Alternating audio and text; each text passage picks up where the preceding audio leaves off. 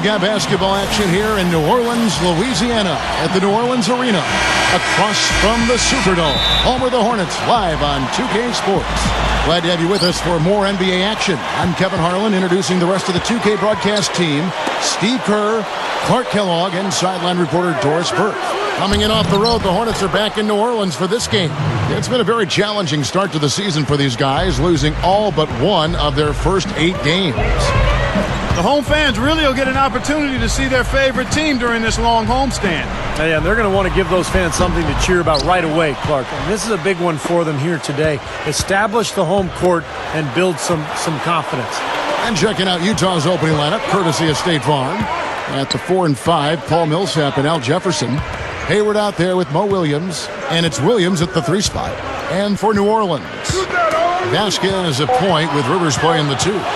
Ryan Anderson is at the 4 with Anthony Davis at the 5. And it's Aminu in at the 3, the small forward. There's Tyrone Corbin in his second season as head coach of the Jazz. Before that, he'd spent 7 years as an assistant coach in Utah. Now here's Rivers. 14 points from him the last game against the Clippers. Did a great job picking the defense apart, too. It wasn't just his scoring. Give him credit for his passing in that game, too. Hornets on D. Going back to Tyrone Corbin, 16-year journeyman career as a player in the NBA. Played for 10 teams in all, the Utah Jazz among them. Yeah, 3 years in Utah. He was always known as kind of a grinder. You know, every coach loved him because he played so hard. And, you know, those qualities, I think, translate well to the coaching ranks. Corbin knows how hard it is to compete in the NBA, and he knows how hard it is to win. And so he's trying to put his guys in the best position to have success, and I think they really respect him for that. Here's Rivers, following the basket by Paul Millsap. Rivers can't get it to go. Well, with that much space off the pick, you've got to drop that in. Yeah, you got to make that one. I mean, that's a high-quality shot you should make 9 out of 10 times. And with a moment here, let's catch up on the action from the studio with Damon Bruce. All right, Kevin, let's first quickly check out some games that have wrapped up already. The Wizards over at Verizon Center losing to the Trailblazers. And they snapped a lengthy losing streak. Quite a feeling in this team's locker room right now. Out in Oklahoma City, the Thunder have the lead against the Rockets. That game's in the 4th quarter with very little time left. Their team's leading scorer, Kevin Durant. And that's it for now until the Sprint halftime report. Back to you, Kevin. Thank you, Damon, for that report. Well, there's no shortage of action today, guys. A whole lot of games all over the place, and good stuff. Nice start here. Taking 5 shots, only missed 1 of them. You know, when you're down and struggling, teams are not going to have any pity on you. They'll step right on your neck, and that's pretty much what happened to the Hornets last season. They missed some players with injury, and the West just ate them up. Jazz leading by 7. Doris Burke has some information for us. Doris? Yes, Kevin, I spoke briefly with Monty Williams. Offensively, he knows their shots are going to be challenged inside, going up against a team with some shot blocking in the middle. He said they have to keep the ball moving, and he's had them practicing their in-between shots as well. Guys, those shots can be tricky, but very effective when a shot blocker is around. Back to you. Thanks a lot, Doris. And dealing with the sort of defense they're facing is not an easy challenge. No, but they've got a few weapons of their own that they can counter with, so it's not exactly a one-sided battle.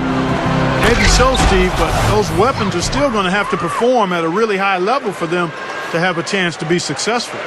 Pretty significant laps there on the defensive end, guys. Yeah, those are the ones, you just can't allow that. No, if you're giving up dunks and layups defensively, you're in huge trouble. Here is Vasquez. What a tremendous game he played against the Clippers. And Cantor pulls it down. Back to the Hornets, not a lot of room for error in the West, and for a large part of the season, Steve, they were just outmanned. Well, yeah, I mean, they were a young group. They had a ton of injuries, and you look at the record, 14 and 34 against the West. Not surprising, given that they were in transition and playing in such a strong conference. You know, it's a plus to get good looks in the paint, and when you can get them, you got to score them.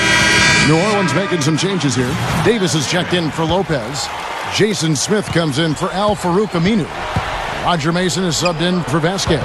Tamari Carroll's checked in for Utah. Tinsley comes in for Mo Williams. Now here's Favors.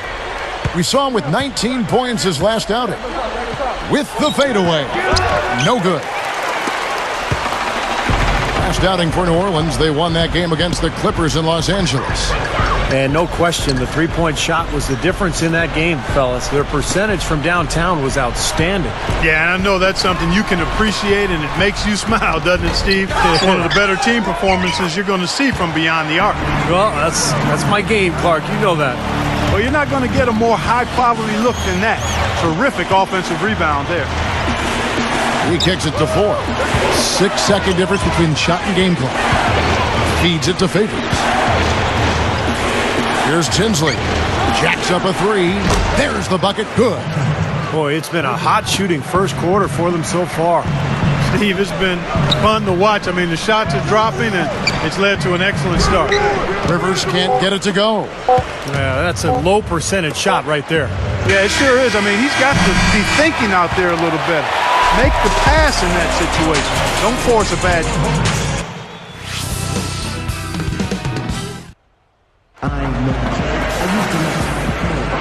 And the first quarter is in the books. Second about ready to get underway. And guys, from what we've been watching with the Jazz, what are you guys seeing out there? Yeah, this team is on the same page, no question. They're right where they need to be offensively. And they're hitting their scores with on-time and on-target passes, too. That's fun to watch. So on the floor for Utah. At the 4 and 5, Paul Millsap and Al Jefferson. Mo Williams out there with 4. And it's Williams at the 3 spot. Well, one of the things the Jazz are going to have to sort out over the next year or two is just playing time in the front court.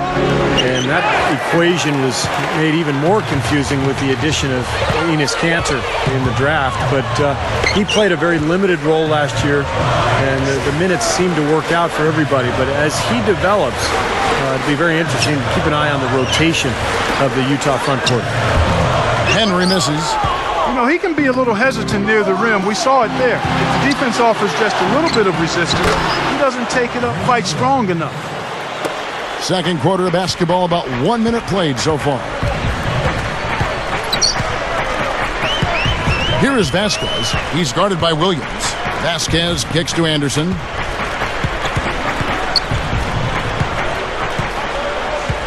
Shot clock at 6. From the arc. Shot misses. And Utah the other way now. Their biggest lead of the game was 9. Well, I don't know if I'd call it a logjam, Steve, or what. I mean, I think it's still kind of sorting itself out with the Utah Jazz up front. But a lot of size, a lot of length. Favors is terrific. Kanter, we really don't even know what's going on because he's so raw, but great potential. You know, a lot of good young players, Clark, and there are only so many minutes to go around. That'll be an interesting dance there for the coach, Tyrone Corbin, to try to figure that out. It will be, but you'd much rather try to do that dance with that kind of ammunition and those types of potential dancers than not. So Favors is another guy in the mix, and eventually you think the Jazz will perhaps have to move one of those guys up to free up playing time, but that remains to be seen. How about that play? Great body control. Still manages to finish the play despite the contact. You know, when that whistle blows, you're not done. Get greedy and find a way to knock it down. Xavier Henry, he's checked in for New Orleans. Jazz passing it around. Straight up. And that one's good by Favors. Favors got his second bucket of the night. So for the Jazz, their last game, a win against the Nuggets.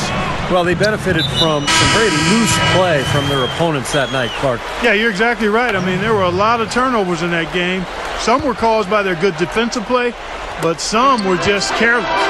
Let's go to our sideline reporter, Doris Burke. Doris, what do you have? Well, Kevin, this offseason, star shooting guard Eric Gordon signed a large offer sheet with the Phoenix Suns as a restricted free agent.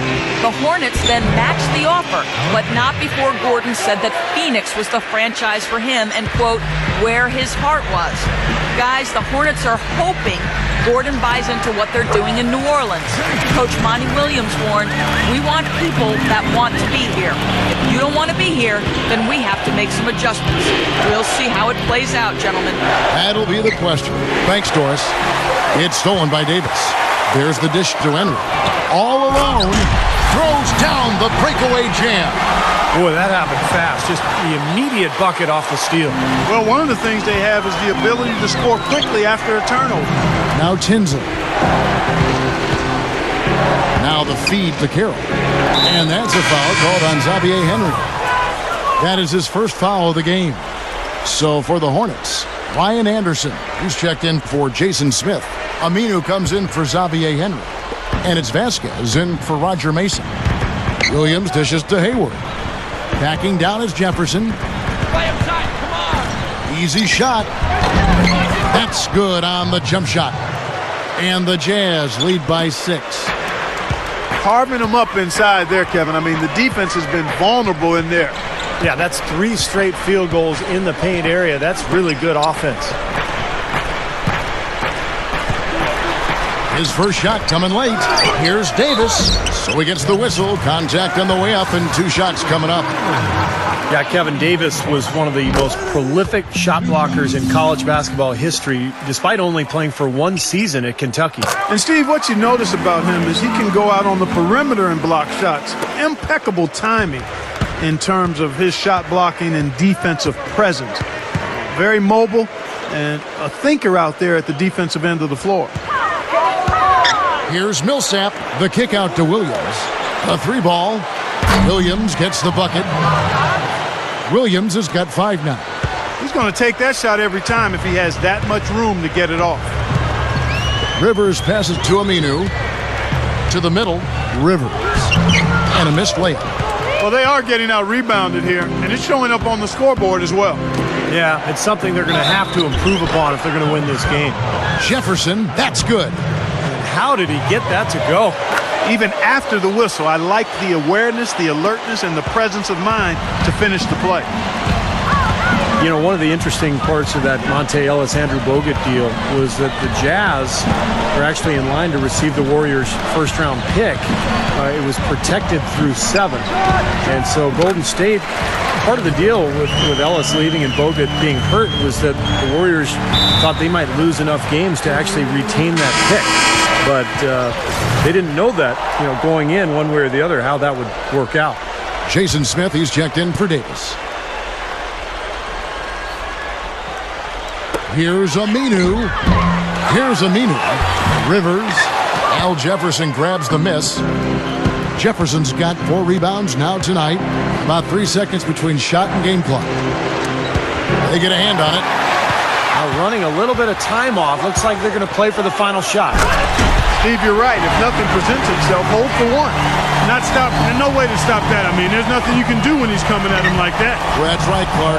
Steve, he is a dangerous, dangerous player. Yeah, especially when he gets to that launching pad right there in the lane. I mean, pretty one-handed finish. That was nice.